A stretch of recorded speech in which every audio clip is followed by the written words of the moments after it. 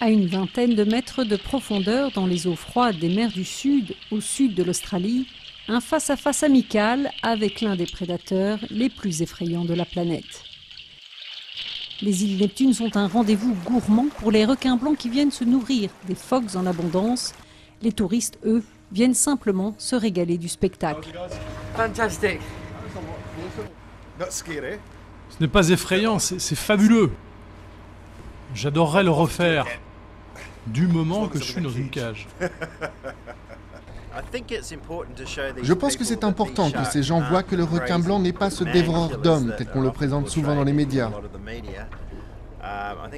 C'est bien aussi qu'ils voient le travail important que ces animaux magnifiques font ici. C'est vrai que les grands blancs ont l'air bien plus attirés par les appâts de chair de thon que par les plongeurs.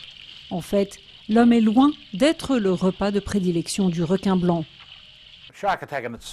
Une attaque de requin en tant que telle est un événement rare. Nous recensons en moyenne une attaque mortelle par an. Et si vous voulez mettre cela en perspective, on a 80 morts de noyade par an sur nos plages. L'exercice redore le blason du requin. Il offre aux participants une montée d'adrénaline assurée et des photos souvenirs pas comme les autres. Mais ces plongées facilitent aussi les recherches sur cet animal mal connu.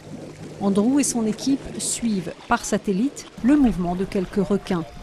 Certains reviennent ici d'année en année pour se nourrir, d'autres une fois dans leur vie. On commence à se rendre compte que le requin blanc, une fois adulte, passe le plus clair de son temps en haute mer. Il se peut qu'en fait, ce ne soient pas du tout des animaux côtiers. Un requin a récemment fait un voyage de 20 000 km entre l'Australie et l'Afrique du Sud, mais il est encore impossible à ces chercheurs d'établir des modèles de comportement pour l'espèce.